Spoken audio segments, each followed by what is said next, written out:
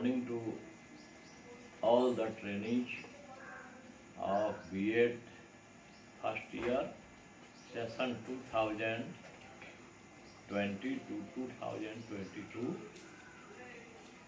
of Chanakya college of education Bettiah. कल हम लोग ज्ञान डीवी के बारे में, शिक्षा दर्शन के बारे में हम लोग प्रारंभ किए थे, जिसमें हम लोगों ने ज्ञान डीवी की प्रारंभिक शैक्षिक जीवन, उसके बाद इनके अनुसार ज्ञान डीवी के दार्शनिक विचार, उनके शिक्षा संबंधी विचार, शिक्षा के उद्देश्य इत्यादि का कल हम लोगों ने चर्चा किया था। उसी परिप्रेक्ष्य में हम लोगों ने डीवी की शिक्षा योजना का भी जिक्र किया था। उन्होंने 3 भागों में बांटा है। खेल का काल जो 4 से 8 वर्ष, स्वयं स्फूर्त अवधान का काल जो 8 से 12 वर्ष, अब वैचारिक अवधान का काल 12 से 18 वर्ष। इसकी चर्चा हम लोग कल कर चुके हैं। आज हम लोग पाठ्यक्रम पर चर्चा करेंगे। इनके अनुसार अभी तक के पाठ्यक्रम में क्रियाओं का स्थान नहीं है, केवल विषयों का स्थान है जो कि जीवन की समस्याओं से संबंधित नहीं है। जीवन के समाधान के लिए हमें अंगणित, भूगोल, विज्ञान, इतिहास आदि अनेक विषयों के ज्ञान की आवश्यकता पड़ सकती है। इसीलिए प्रारंभ में ऐसी ही क्रियाओं का समावेश पाठ्यक्रम में किया जाए जो अविकसित बालकों की बुद्धि के अनुसार ही हो। ज्ञान डीवी ने समाज की आवश्यकताओं, क्रियाओं, उपयोगिता, व्यावहारिकता और प्रयोगात्मकता पर आधारित पाठ्यक्रम बनाने के लिए कुछ सिद्धांतों का निर्माण किया है जो निम्नवत है। पहला है रुचि का सिद्धांत, कल भी हम लोग चर्चा किए थे। इनके अनुसार बालकों में 4 प्रकार की रुचियां पाई जाती हैं। वार्तालाप या विचार विनिमय में अभिरुचि, दूसरा है खोज में अभिरुचि, तीसरा है रचना की रुचि और चौथा है कलात्मक अभिव्यक्ति। इसीलिए इन रुचियों के आधार पर डीवी ने पाठ्यक्रम में भाषा, गणित, विज्ञान, इतिहास, भूगोल, सिलाई, बागवानी, ड्राइंग, संगीत आदि को स्थान प्रदान किया है। दूसरा है लचीलेपन का सिद्धांत। ज्ञान डीवी नम्य पाठ्यक्रम का समर्थन करता है, यानी लचीला पाठ्यक्रम जिसमें बालक की रुचि, अवस्था और आवश्यकता अनुसार उसे बदला जा सके और जिससे देश और मांग की अनुकूल परिवर्तित किए जा सके। तीसरा है क्रियाशीलता का सिद्धांत। पाठ्यक्रम की रचना में क्रियाशीलता को महत्व देते हुए डीवी का कहना है कि उन्हीं क्रियाओं को पाठ्यक्रम में समाविष्ट करना चाहिए जो उन्हें क्रियाशील बनाती हैं और उनके आत्मानुशासन को उन्नत करती हैं। स्वसंबंध का सिद्धांत। पाठ्यक्रम भली भांति संयुक्त रूप से होना चाहिए, इंटीग्रेटेड होना चाहिए, एक दूसरे से संबंधित होना चाहिए, क्योंकि बालक का मस्तिष्क तो एक संयुक्त इकाई है जो किसी भी ज्ञान को समन्वित रूप से, कोऑर्डिनेटेड रूप से ग्रहण करता है। अतः ज्ञान डीवी ने सभी विषयों को एक दूसरे से सहसंबंधित करके पढ़ाए जाने की व्यवस्था की है। महात्मा गांधी ने भी अपने शिक्षा दर्शन में सहसंबंध के सिद्धांत पर जोर दिया था। उन्होंने कहा था कि सभी विषयों की पढ़ाई बीच में एक उद्योग को केंद्र में रखकर किया जाना चाहिए। बाल केंद्रित पाठ्यक्रम का सिद्धांत।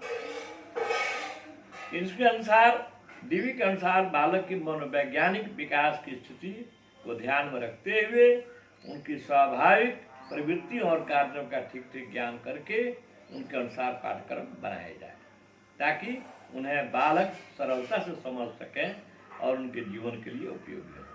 अब आइए शिक्षण पद्धति।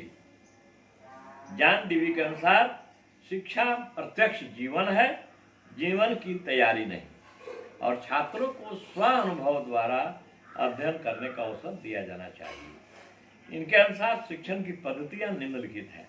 पहला है करके सीखना, learning by doing. John Dewey की संपूर्ण शिक्षा व्यवस्था ही क्रिया प्रधान है। उनका विश्वास है कि सभी प्रकार की शिक्षा क्रियाओं द्वारा ही संभव है। उसने पूरे प्रयोजनवाद को ही इस सिद्धांत का आधार बनाया और कहा कि केवल क्रिया से ही ज्ञान प्राप्त हो सकता है और विकास भी संभव है। दूसरा है समस्या समाधान पद्धति। जॉन डीवी के मतानुसार जब व्यक्ति किसी समस्या के समाधान का मार्ग खोजता है तो उसी समय उसकी विचार प्रक्रिया प्रारंभ हो जाती है। डीवी के शब्दों में विचार समस्या का निराकरण है, विचार बौद्धिक चिंतन है। डीवी ने समस्या पद्धति के प्रॉब्लम सॉल्विंग मेथड के 5 सोपान बताए हैं, 5 चरण बताए हैं, 5 स्टेज बताए हैं। पहला है समस्या का ज्ञान, रिकॉग्निशन ऑफ प्रॉब्लम। दूसरा है परिस्थितियों का निरीक्षण, ऑब्जर्वेशन ऑफ कंडीशंस। तीसरा है परिस्थितियों का चयन और संभाव्यकरण, formation of rational elaboration, suggested conclusion. चौथा है परिकल्पना की जांच, एक्सपेरिमेंटल टेस्टिंग। और पांचवा है वेरिफिकेशन, पड़ताल। तीसरा है निरीक्षण विधि।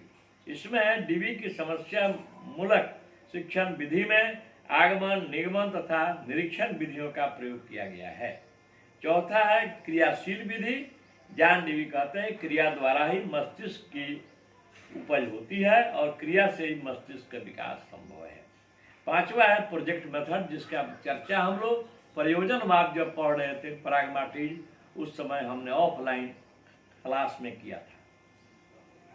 उसमें प्रोजेक्ट विधि में हमने बताया था, आप लोग याद करेंगे, जॉन डीवी के शिष्य किलपैट्रिक ने इस प्रोजेक्ट पद्धति का प्रतिपादन किया था।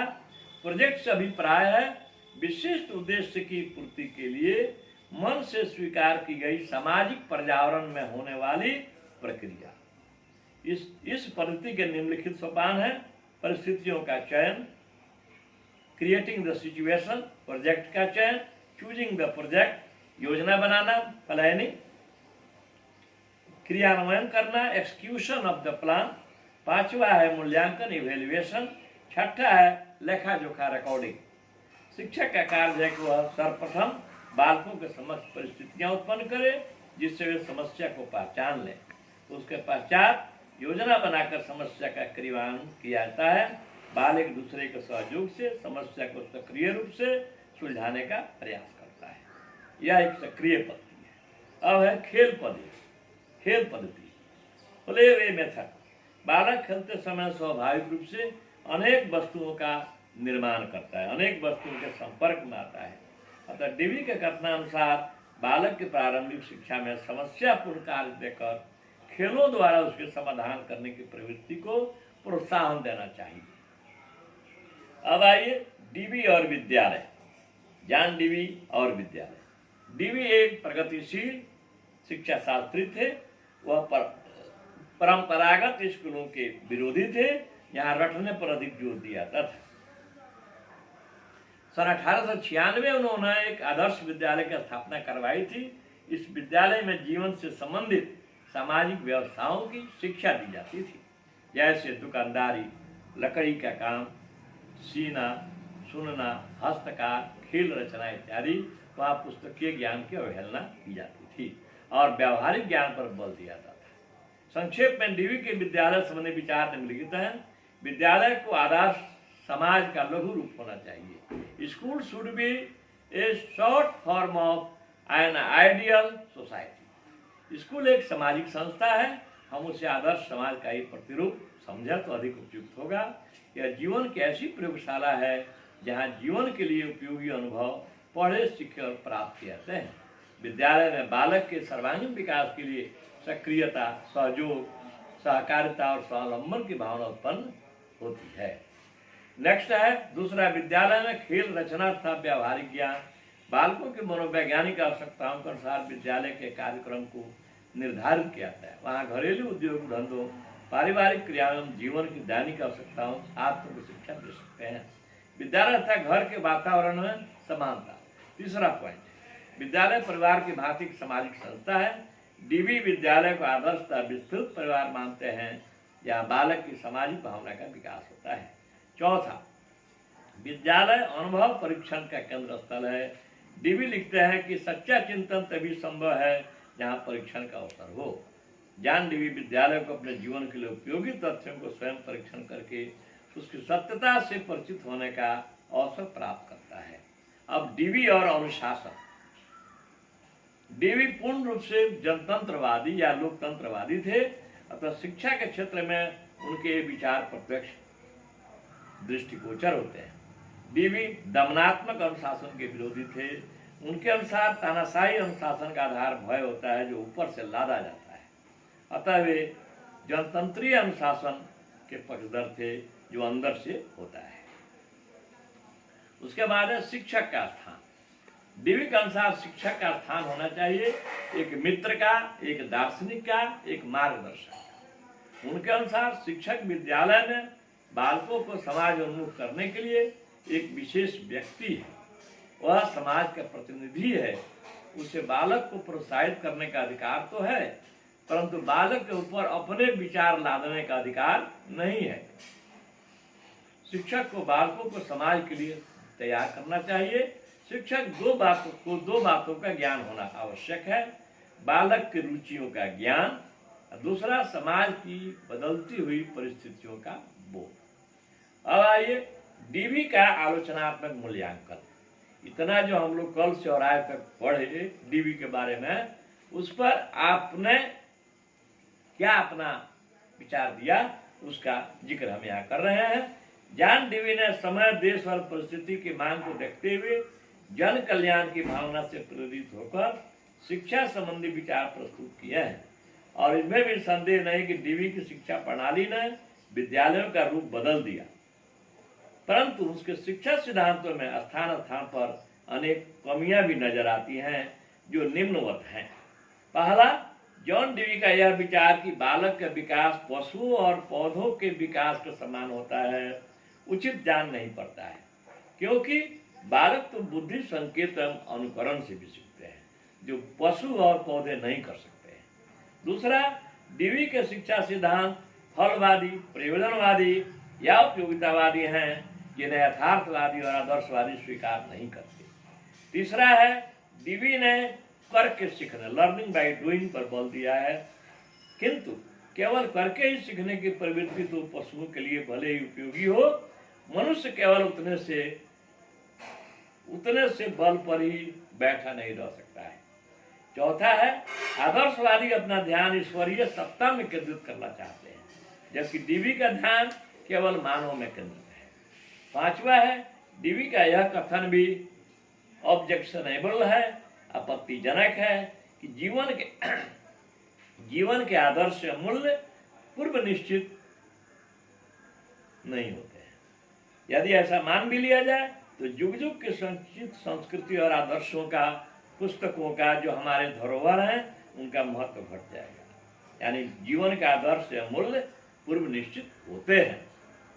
छठा, आदर्शवाद के अनुसार सत्य अस्थायी है, अपरिवर्तनशील है, शाश्वत है, जबकि डीवी के अनुसार यह समय के अनुसार परिवर्तनशील है, जो उचित नहीं है। गुलाब का फूल ही रहेगा, चाहे उसका हम कोई उपयोग न निकालें, और कांटा कांटा ही रहेगा, चाहे हम उसका लाख उपयोग करो निकालें। नेक्स्ट है आदर्शवाद। आदर्शवादी जगत की विविध समस्याओं का संबंध लोक परलोक दोनों से जोड़ते हैं, जबकि डीवी इसका संबंध केवल इसी लोक से जोड़ते हैं, इसी सामाजिक व्यवस्था से जोड़ते हैं। आठवां, विषयों का सहसंबंध भी दोषपूर्ण है, क्योंकि प्रत्येक विषय का शिक्षण इस रीति से नहीं किया सकता है। तो आज हम लोगों ने पाश्चात्य शिक्षा दार्शनिकों में 3 ठो का हम आप लोगों को बताए। एक हुआ मारिया मॉन्टेसरी, दूसरा फ्रॉबेल, तीसरा जॉन डीवी, और 4 ठो बताए हैं उधर से भारतीय शिक्षा दार्शनिक। यही 7 ठो पढ़ लीजिएगा, इसमें से 2 प्रश्न आपको मिलेंगे, 1 ठो का आंसर देना है। धन्यवाद। घर पर रहिए और सुरक्षित रहिए।